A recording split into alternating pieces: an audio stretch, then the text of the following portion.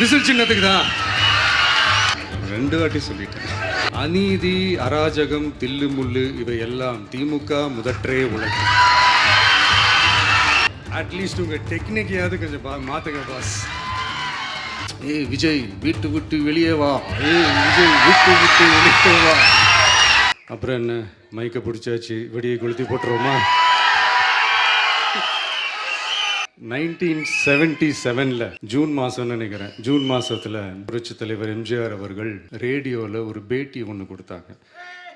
அதில் பேசும்போது சொன்னாங்க, பேரறிஞர் அண்ணா அவர்கள் இருந்த இடத்தில் இப்படிப்பட்டவர்களும் அமர்கின்ற ஒரு நிலைமை ஏற்பட்டுச்சேன்னு எண்ணி எண்ணி கண்ணீர் வடித்தேன்.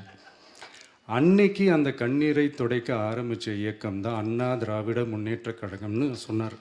அதே மாதிரி 2017 அப்புறம் 2021 அப்புறம் தமிழ்நாட்டுடைய நிலைமையை பற்றி யோசித்து பார்த்த நம்ம தமிழக மக்கள் காமராஜர் அவர்கள் இருந்த இடத்தில், அண்ணா அவர்கள் இருந்த இடத்தில், எம்ஜிஆர் அவர்கள் இருந்த இடத்தில் இப்படிப்பட்டவர்களும் அமர்கின்ற ஒரு நிலைமை ஏற்பட்டுருச்சேன்னு தமிழக மக்கள் கண்ணீர் வடித்தாங்க.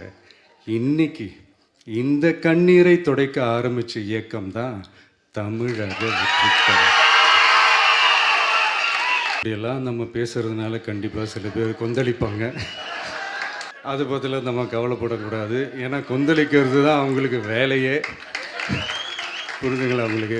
ஏன்னா எம்ஜிஆர் அவர்கள் கட்சி ஆரம்பித்தப்போ ஏதோ ஒரு நடிகர் கட்சி வந்திருக்குதான், ஏதோ ஒரு புதிய கட்சி வந்திருக்குது, புரட்சி தலைவர்னு ஒருத்தர் வந்து இப்படியெல்லாம் கேலியும். அதனால் யார் அரசியலுக்கு வந்தாலும் இப்படி கொந்தளிக்கிறது தான் அவங்களுடைய வேலையே. விஜய்க்கு என்ன பெரிய அனுபவம் இருக்குதுன்னு கேட்டால் அதே வாய் தான் அன்னைக்கு எம்ஜிஆர் அவர்களை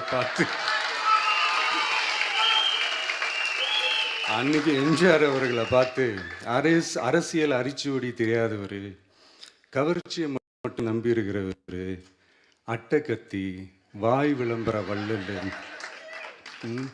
இவருக்கு கேள்வி மட்டும்தான் கேட்க தெரியும், பதில் சொல்ல தெரியாது, நிருபர்களை சந்திக்க மாட்டார், டெல்லியை பகச்சிக்க மாட்டார், மேலே இருந்து அவருக்கு அவ்வளோ ப்ரெஷர் இருக்குது, அப்படி இப்படின்னு சொன்னதும் அதே வாய் தான். அவருடைய தொண்டர்களை கூட விட்டு வைக்கலை. பளபளப்பு ஜொலி ஜொலிப்பை பார்த்தா பல்லிழிப்பவங்க, இப்படியெல்லாம். இது எல்லாம் மக்கள் ஒரு மாதிரி சைலண்ட்டாக வாட்ச் பண்ணிக்கிட்டு என்ன பண்ணாங்கன்றது உங்களுக்கே நல்லா தெரியும்.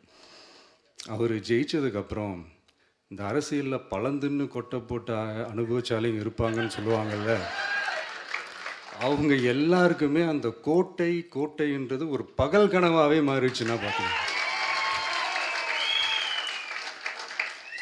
77 மாதிரியே இப்போவும் அந்த பழைய தேஞ்சி போன, துருபிடிச்சி போன, நஞ்சு போன அதே அந்த பழைய வெப்பனையும் இப்போவும் கையில் எடுக்கிறாங்க. அதனால் மை டியர் ஜென்டில்மேன், டெக்னாலஜிலாம் வளர்ந்து வேற எங்கேயோ போயிட்டுருக்கு.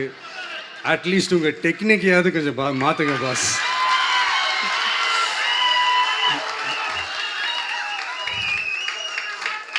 காமராஜர் அவர்களையும் விட்டு வைக்கல. அவருக்கு இலக்கியம்னா என்ன தெரியும், அவர் மாபெரும் புலவர், அந்த புலவர் இந்த புலவர்னு அவரை பற்றியும் கிண்டலும் கேலியுமா. அதான் முன்னாடியே சொன்ன மாதிரி யார் எதிர்த்து நின்னாலும் அவங்கள கொந்தளிக்கிறது தான் அவங்களுடைய வேலையே.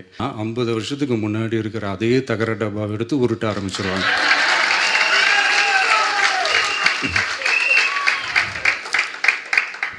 பவளவிழா பாப்பாவுக்கு வேற என்ன தெரியும்?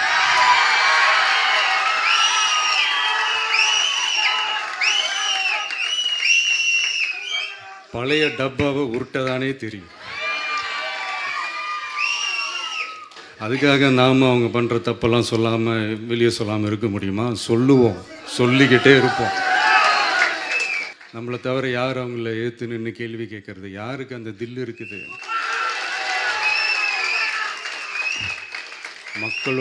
மக்களோட ஒரே பிரதிநிதி நாம் மட்டும்தான். டிஜிட்டல் உலகத்தில் திருவள்ளுவர் இருந்திருந்தாருன்னா இந்த தீய சக்தியை பற்றி என்ன திருக்குறள் எழுதியிருப்பாரு? ஒரு கற்பனையா? அநீதி, அராஜகம், தில்லு முள்ளு இவை எல்லாம் திமுக முதற்றே உலகம்.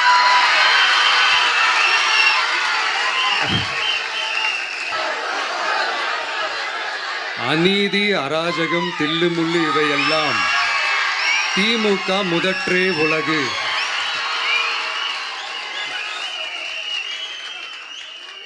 இந்த என்னப்பா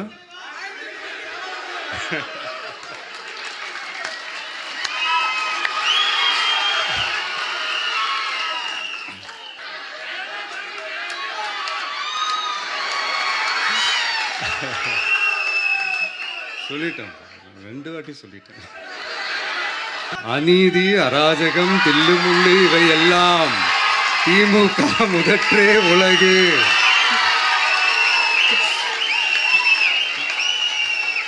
மாபெரும் மக்கள் சக்தியா நம்ம அணி ஒரு பக்கம், திமுக தலைமையில் மற்ற கூட்டணி கட்சிகள் ஒரு பக்கம், பாஜக தலைமையில் மற்றும் பலர். என்னப்பா சிரிக்கிறீங்க? உண்மைதானே சொன்னேன். திமுகவை வீழ்த்துறதுக்கு மாபெரும் மக்கள் சக்தியான நம்மளால மட்டும்தான் முடியும். நம்ம டிவிகேவால மட்டும்தான் முடியும். ஸோ இப்படி இருக்கிற இந்த நிலைமையில விஜய் வீட்டு விட்டு வெளியே வா, விஜய் வீட்டு விட்டு வெளியே வா, இப்படியெல்லாம் கேட்கும்போது எனக்கு எப்படி அது தோணுதுன்னா, ஐயோ இவங்க ஒவ்வொரு வீட்டில் இருக்கிற ஒவ்வொரு விஜயும் இவங்க கூப்பிடுற மாதிரியே எனக்கு தோணுது. பொறுங்க பாஸ், வருவாங்க, முறையா வருவாங்க. ஓட்டு போடுற அன்னைக்கு ஓட்டர் ஐடியை கையில் எடுத்துக்கிட்டு ஒவ்வொரு வீட்டில் இருக்கிற ஒவ்வொரு விஜயும் ஒவ்வொரு விஜயும் பூத்து பூத்தா காலையிலே வந்து நிப்பாங்க பாருங்க.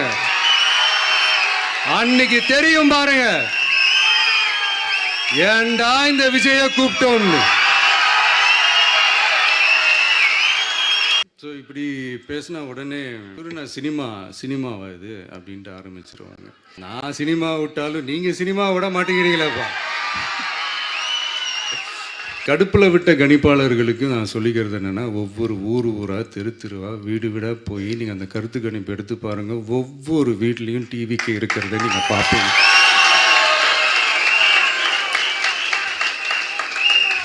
அப்படி சப்போஸ் உங்களுக்கு அது ஷாக்கிங்காக இருந்துச்சுன்னா ரப்பர் வச்சு எல்லாத்தையும் அழிச்சிட்டு மறுபடியும் முதல்லேருந்து எடுத்து பாருங்கள், அதே ரிசல்ட் தான் வரும். ஒரு சின்ன சாம்பிளுக்கு ஒரு சின்ன டெஸ்ட் ஒன்று பண்ணி பாருங்களேன்.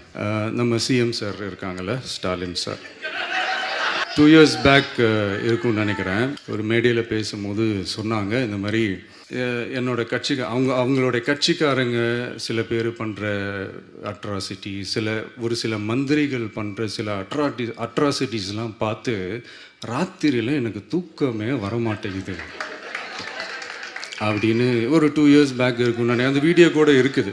அப்படி இருக்கிற அவர் என்னைக்காவது ஒரு நாள் அசந்து தூங்குவார்ல, அப்போ அவர்கிட்ட போய், சார் சார்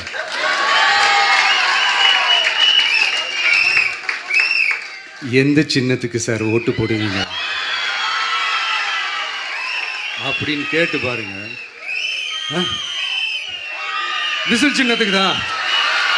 தூக்கத்தில் இப்படி டப்புன்னு எழுப்பி கேட்டால் டப்புன்னு உண்மையை போட்டு உடைச்சிருவாங்க. அதுக்கு சொன்ன அப்படி இருக்கிற இந்த நிலைமையில் டிவிக்கு வந்து சிட்டியில் தான் இருக்குது, டவுனில் தான் இருக்குது, வில்லேஜ் சைட்லலாம் இல்லை அப்படின்னு சொல்கிறவங்களுக்கு இந்த மாதிரி சில டெஸ்டெல்லாம் பண்ணி பாருங்கள், தெரியும். சென்ட் ஜார்ஜ் கோட்டையில் டிவிக்கு ஆளும் கட்சியா எழும். கான்ஃபிடண்டா இருங்க, நல்லதே நடக்கும், வெற்றி நிச்சயம். மீண்டும் சந்திக்கும் வரை நன்றி, வணக்கம்.